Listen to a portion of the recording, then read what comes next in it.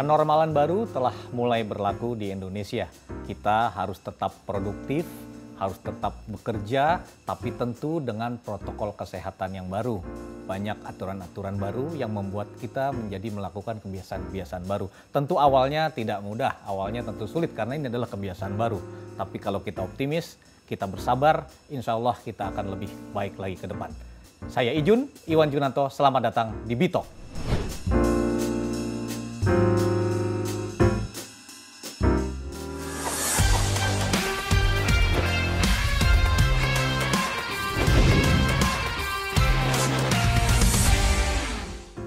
Sobat Rupiah, kita ketemu lagi di Bitok kali ini. Kita akan bicara mengenai kenormalan baru. Kita melihat sekarang aktivitas di kota-kota sudah mulai dilonggarkan. Masyarakat sudah boleh keluar, ke kantor sudah mulai dikerjakan, tapi tentunya harus menggunakan protokol baru. Protokol kesehatan baru ini ada aturan-aturannya, menggunakan masker, menjaga jarak. Buat beberapa orang mungkin ini sesuatu yang baru, tapi tentunya ini harus kita lakukan agar kita dapat melewati pandemi ini dengan baik. Saya sendiri tentu sudah menyiapkan alat-alat perkantoran yang baru ini. Di dalam tas ini sudah ada macam-macam, mulai dari peralatan makan juga sudah bawa sendiri. Di sini ada sendok, garpu, kemudian juga masker tentunya harus bawa kemana-mana. Dan ada masker, ada hand sanitizer, semuanya kita bawa selalu. Jadi ini adalah kenormalan baru, pola hidup kita berubah. Di perkantoran, di roda-roda perekonomian juga sudah terlihat berjalan, juga mulai dilakukan perubahan-perubahan atau penyesuaian cara bekerja di kantor-kantor, termasuk di Bank Indonesia. Seperti apa sih sebenarnya penyesuaian kenormalan baru ini di Bank Indonesia? Telah hadir bersama kita hari ini Pak Edi Susianto.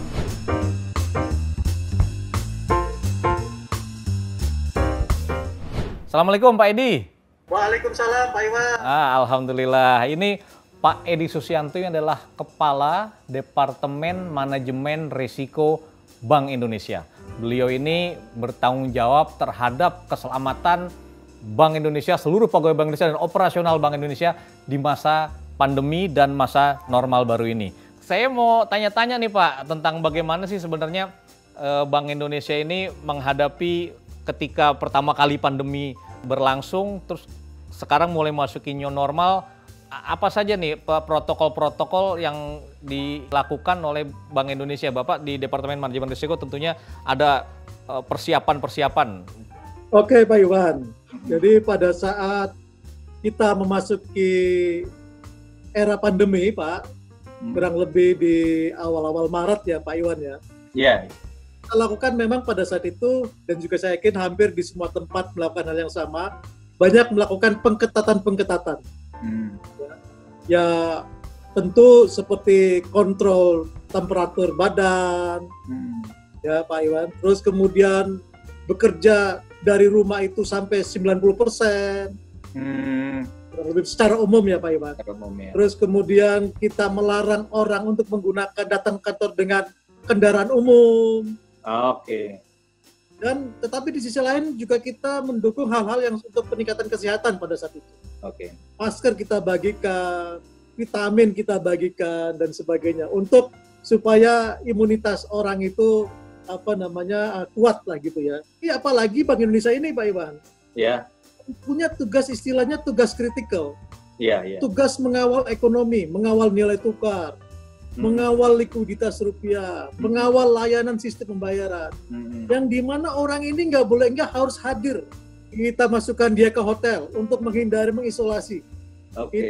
Kita jamin makan siangnya supaya dia tidak pergi kemana-mana. Social distancing juga dijaga dan sebagainya. Dijaga ya. Memang pada saat itu di satu sisi ada pengketatan secara umum, tapi di sisi lain ada kita support. Jadi Bank Indonesia ini karena bagian adalah juga tugas kritikal ya, bagian dari fungsi pelayanan publik juga kan Pak. Mau tidak mau memang harus ada yang masuk kantor gitu kan. Itu kira-kira berapa persen tadi Pak Edi? Nah kalau yang tadi yang untuk yang tugas non-kritikal itu kita dorong kerja di rumah itu 90% Pak Iwan. Oke, ya. Tapi kalau yang tugas kritikal kita tidak batasi Pak Iwan. Cuman sebisa mungkin mengoptimalkan. Kan kita sudah mengeluarkan juga press release pada waktu itu ya yang mengatakan bahwa Bank Indonesia melakukan split operation. Oh itu maksudnya seperti itu Pak ya. Jadi memang karena ini tugas kritikal, misalnya pengedaran uang itu kan harus berjalan terus kan. Nggak mungkin tiba-tiba karena gini uang tidak beredar berhenti gitu kan. Ya, atau orang kan mau tidak transfer pakai RTGS, pakai clearing, itu kan harus jalan terus ya. Fungsi Bank Indonesia di situ ya Pak ya.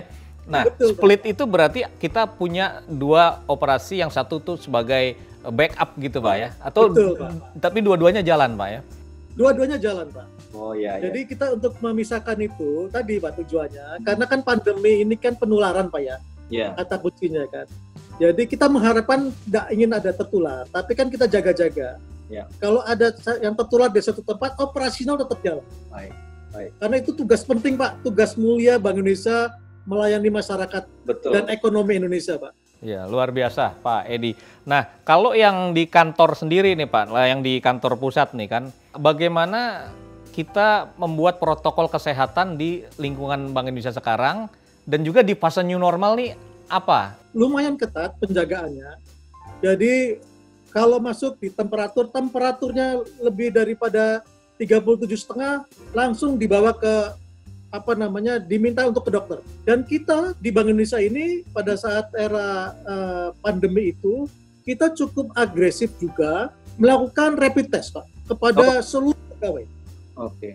Untuk memastikan bahwa pegawai kita ini kalaupun ada yang terpapar, penanganannya cepat segera. Dari rapid test itu, kalau seandainya ada indikasi ditemukannya ada virus, langsung dilakukan Tindak lanjut, melakukan PCR test. Iya. Kalau PCR test, rapid test dan PCR test ada indikasi positif, semuanya diisolasi. Nah itu di era pandemi Pak Iwan ya. Dan alhamdulillah sih apa yang terjadi di Bank Indonesia mengenai penyebaran, alhamdulillah bisa kita kendalikan dengan baik Pak Iwan. Oh, alhamdulillah ya. Kita tidak begitu menghebohkan membangun klaster baru di kantor kita ini. Alhamdulillah Pak. Saya lihat juga di BI ini hand sanitizer. Banyak. Hand sanitizer di mana-mana Pak Iwan. Ada protokol di lift, ada jarak diri, social distancing, semuanya diatur. Kita kondisikan supaya social distancing tadi benar-benar terjaga. Dan itu semuanya itu alhamdulillah, puji syukur kepada Allah Subhanahu wa taala. Ya, bisa penyebaran terkendali. COVID di Bank Indonesia ini relatif sangat terkendali, Pak. Nah, kalau Bank Indonesia ini sendiri kan sebenarnya terbuka juga, sebelumnya kan sangat terbuka buat publik ya, ada kunjungan, penukaran uang, ada museum juga. Ini gimana Pak dalam kondisi seperti ini, apakah ditutup langsung nggak boleh orang datang? Untuk tamu, Pak ya, memang ada protokolnya Pak. Untuk tamu, pertama dia harus pastikan orang itu sehat. Tapi sebetulnya kita kurangi menerima tamu.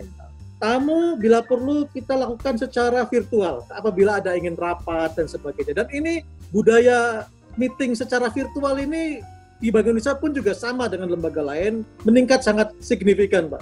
Dan itu ternyata alhamdulillah tidak mengganggu pelaksanaan tugas juga Pak. Ini kan kita juga punya jam operasional Pak ya. Kalau tamu-tamu tentu kita batasi. Terus saya tahu juga museum juga untuk sementara tidak menerima tamu, tapi kalaupun yang penukaran uang datang dengan protokol kesehatan. Nah, kalau layanan operasional sendiri BI ini kan ada layanan RTGS, ada layanan SSS, ada clearing, misalnya. Ini gimana ya kegiatan operasional ini sekarang Pak? Dikurangi atau kegiatan operasional itu di era pandemi Pak Iwan ya, kita benar-benar mengeses. Memang transaksi itu banyaknya sebagian besar itu banyaknya di siang hari Pak Iwan. Sehingga kita secara umum melakukan perpendekan jam kerjanya Pak. Jadi jam mulainya kita undurkan, jam berakhirnya kita pendekkan. Alhamdulillah dengan perpendekan jam kerja tadi Pak Iwan, yang sebelumnya dari jam 8 sampai jam 4 menjadi dari jam 9 sampai jam 3 sore, itu tidak mengganggu aktivitas ekonomi pada saat pandemi gitu Pak Iwan ya. Dan bahkan membangun habit baru. Habit barunya apa? Orang itu bertransaksi untuk segera melakukan settlement. Harus ditunggu-tunggu. Jadi itu kan secara ekonomi itu menjadi lebih efektif dan efisien. Lebih efisien jadi Pak ya, karena waktunya karena waktu terbatas jadi lebih dioptimalkan. Akan ada perubahan dari ruang kerja juga selain tadi menyediakan cuci tangan, pemeriksaan. Ada juga kan yang orang tanpa gejala itu Pak. Kan udah mulai, ketika nanti mulai penormalan baru, tentu yang masuk kantor akan semakin banyak. Nah itu salah satu mitigasinya, selain itu apa lagi Pak mitigasinya? Penormalan baru tuh kita tidak menghilangkan working from home itu tidak akan kita tidak ada. Karena itu pada dasarnya bisa mensupport Pak. Cuman persentasenya aja bisa kita kurangi. Oke. Gitu. Sehingga kita bisa desain Pak Iwan, di ruang kerja kita itu social distancing tetap dijaga Pak. Oke. Minimal paling tidak 1,5 meter antar orang ke orang. Kedua, akan kita pasang akrilik tadi. Ketiga, masing-masing orang itu akan kita berikan pengaman muka, face shield. Yeah. Jadi kalau dia bergerak dari satu tempat ke tempat lain, pakai masker dan pakai face shield. Yeah. Tapi kalau dia duduk di tempatnya, dia bisa buka face shield tadi. Mungkin ada terakhir Pak, pandangan Bapak atau pesan-pesan buat milenial, buat sobat rupiah yang galau-galau nih, kadang-kadang mau ke kantor masih galau karena khawatir juga, atau udah nggak sabar di rumah, pengennya ke kantor aja gitu kan, pengen jalan, pengen kemana. Nah ini ada pesan-pesan dari Pak Edi mungkin. Jadi yang pertama Pak Iwan, harus dibangun kesadaran bahwa pencegahan COVID ini merupakan tanggung jawab kita bersama. Tidak bisa kita menyerahkan hanya kepada pihak tertentu Pak Iwan. Kenapa ini menjadi tanggung jawab bersama ya? Artinya kita harus siap dengan kebiasaan baru Pak. Yeah. Kebiasaan dengan protokol kesehatan Pak Iwan. Yeah. Kita harus menikmati dengan kebiasaan protokol kesehatan. Ini yang memang harus kita tanamkan kepada siapapun, termasuk kaum milenial Pak Iwan. Yeah. Kalau itu kita bisa lakukan, insya Allah kita menjadi pahlawan-pahlawan dalam pencegahan COVID semuanya Pak Iwan. Luar biasa. Itu Pak Iwan. Iya. Sehingga tugas ekonomi tetap jalan Pak Iwan ya. Ya. Pengangguran kita hindari peningkatan, roda ekonomi jalan. Tetapi COVID-nya bisa kita kendalikan. Itulah pahlawan Pak Iwan. Baik, terima kasih Pak Edi atas acaranya hari ini dan keluangan waktunya. Sampai jumpa lagi Pak Edi nanti di lain kesempatan. Assalamualaikum warahmatullahi wabarakatuh. Terima kasih Pak Iwan. Waalaikumsalam Pak Iwan. Nah, Sobat Rupiah, itu tadi diskusi ngobrol-ngobrol kita bersama Pak Edi Susianto, Kepala Departemen Manajemen Risiko Bank Indonesia. Tentunya mencerahkan dan bisa menjawab bagaimana rasa pertanyaan ataupun penasaran dari kawan-kawan semua tentang bagaimana pelaksanaan operasional Bank Indonesia di masa pandemi COVID-19. Sebelum menutup, kami sekali lagi mengingatkan kawan-kawan semua untuk tetap menjaga protokol kesehatan, rajin mencuci tangan, menggunakan masker, menjaga jarak, dan tentunya menjaga kesehatan masing-masing. Insya Allah kita yakin bahwa dengan kerjasama, kedisiplinan, dan saling menjaga sesama kita semua, kita akan dapat melewati pandemi dengan baik. Kesehatan kita terjaga, ekonomi Indonesia juga dapat pulih kembali. Saya Ijun Iwan Junanto, sampai jumpa di episode Bitalk selanjutnya.